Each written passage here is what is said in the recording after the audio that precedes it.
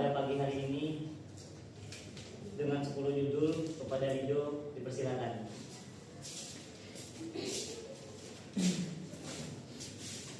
Baiklah, assalamualaikum warahmatullahi wabarakatuh. Waalaikumsalam warahmatullahi wabarakatuh. Tanpa mukadimah, langsung saja saya bacakan judul yang pertama, yaitu sejarah turunnya Al-Quran. Al-Quran sebagai wahyu Allah Subhanahu wa Ta'ala diturunkan kepada Nabi Muhammad SAW dengan perantara malaikat Jibril alaihissalam.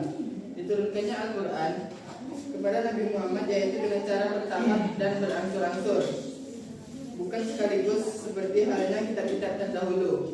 Tahap pertama, yaitu pada tahap ini Al-Quran oleh Allah Subhanahu wa Ta'ala diturunkan ke Lauhul Mahfuz. Hal ini sesuai dengan firman Allah yang berbunyi, Bismillahirrahmanirrahim, Bal huwa Qur'anun Majid fi lauhim mahfuz, yang artinya bahkan yang didustakan mereka itu ialah Al-Quran yang mulia yang tersimpan dalam tempat yang terjaga, Lauh Mahfuz. Quran surah Al-Buruj ayat 21 sampai 22. Tahap kedua, yaitu pada tahap ini Al-Quran diturunkan dari Lauhul Mahfuz ke Baitul Izzah. Hal ini didasarkan atas riwayat Ibnu Abbas berdasarkan pada riwayat Al-Quran, yaitu Bismillahirrahmanirrahim, Inna anzalnahu fi lailatul qadr, yang artinya sesungguhnya telah kami turunkan Al-Quran pada malam kemuliaan. Quran surah Al-Qadar ayat 1. Judul kedua yaitu pengertian tafsir dan takwil serta perbedaannya. Tafsir adalah penjelasan makna ayat Al-Quran secara jelas dan rinci berdasarkan bahasa. Tujuannya menjelaskan maksud ayat secara langsung dan apa yang nampak dari lafaznya. Tahap kedua yaitu takwil adalah mengalihkan atau menafsirkan makna ayat dari makna zahir kepada makna yang lebih dalam dengan dasar dalil yang kuat. Tujuannya mencari makna yang lebih dalam atau tersembunyi ketika makna zahir dianggap tidak mungkin atau tidak sesuai konteks. Perbedaannya, tafsir menjelaskan makna ayat secara zahir dan jelas, lebih fokus pada penjelasan literal dan konteks, lebih tegas dan terbatas. Sedangkan takwil menafsirkan ayat kepada makna batin atau makna yang lebih dalam, lebih fokus pada penafsiran makna yang tidak langsung, lebih interpretatif dan fleksibel. Yang berikutnya yaitu keutamaan Al-Quran dalam memberi ketenangan hati dan jiwa. Allah Subhanahu wa Ta'ala menjelaskan bahwa Al-Quran adalah obat. Hal ini terdapat dalam surah Yunus ayat 57 yang artinya, wahai manusia, sesungguhnya telah datang kepadamu suatu pelajaran dari Tuhanmu dan penyembuh segala penyakit yang ada di dalam dada dan petunjuk serta rahmat bagi orang-orang yang beriman.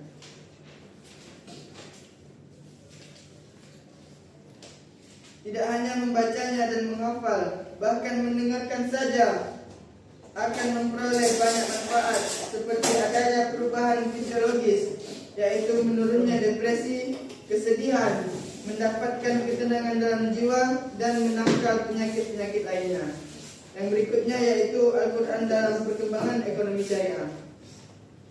Kata ekonomi berasal dari bahasa Yunani yaitu oikos dan nomos.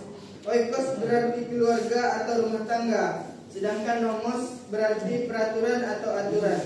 Ada 3 prinsip ekonomi syariah dalam Al-Quran. Yang pertama yaitu al-adal atau prinsip keadilan.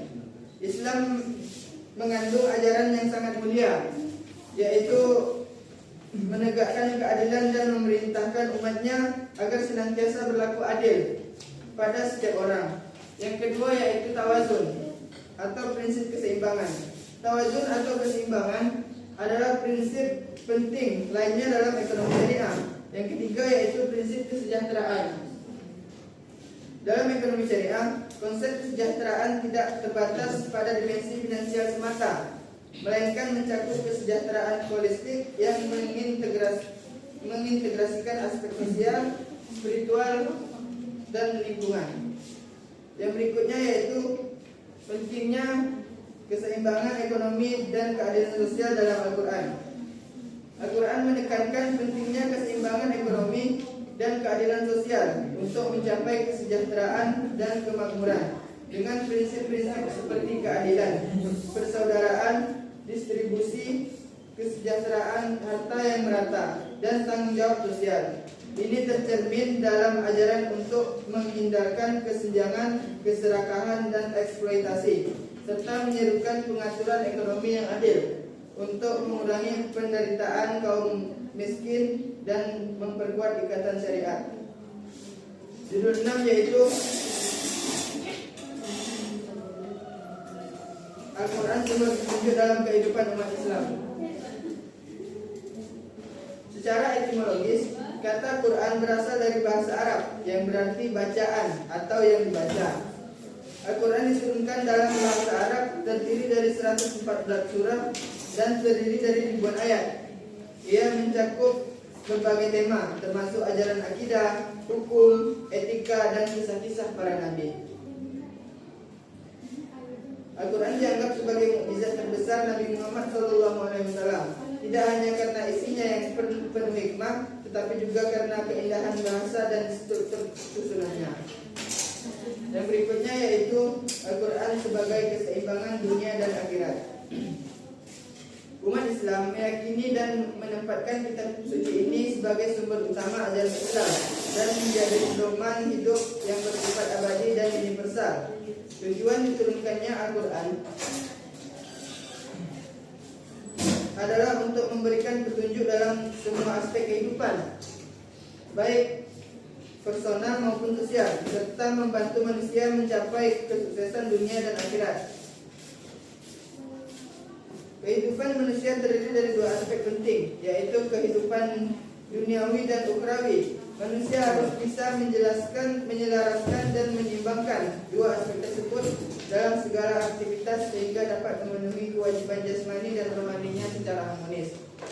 Yang berikutnya yaitu membangun kecerdasan emosional melalui pikir dalam perspektif Al-Quran.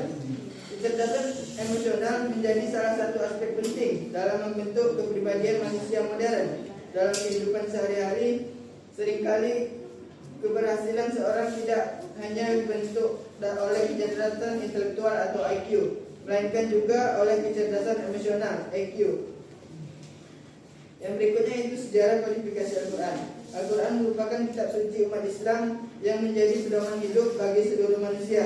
Sejak diturunkannya pertama kali di Gua Hiro kepada Nabi Muhammad SAW, Al-Quran memiliki proses transmisi yang unik. Wahyu yang diterima Nabi dipelihara dengan dua cara, yaitu yang pertama melalui hafalan dan yang kedua melalui tulisan. Yang berikutnya yaitu asbabun nuzul. Banyak macam asbabun nuzul yang sudah dijelaskan oleh para ulama adalah adanya suatu kejadian atau peristiwa tersebut.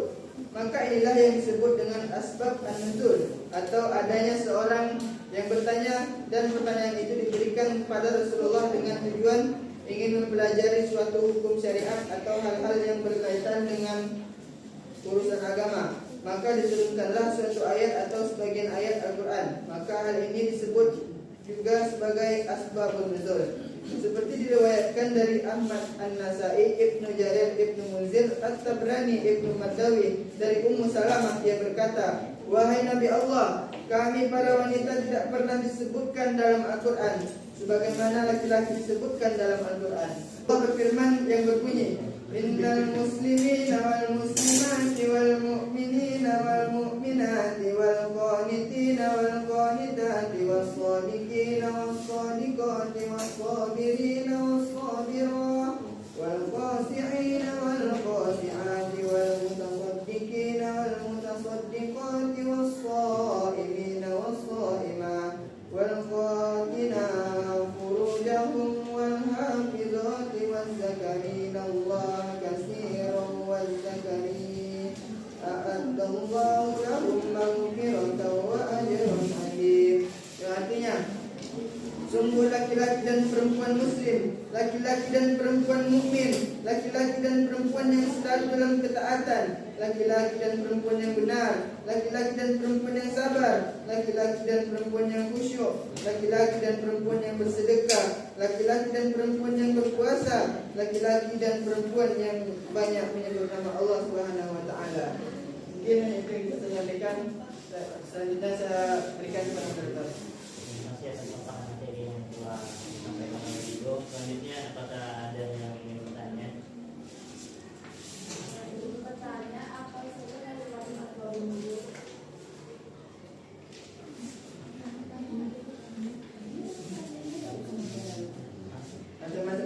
nuzul banyak macam yang sudah dijelaskan oleh para ulama adalah adanya suatu kejadian atau suatu peristiwa yang menjadi sebab turunnya suatu ayat yang mulia pada suatu kejadian atau peristiwa tersebut.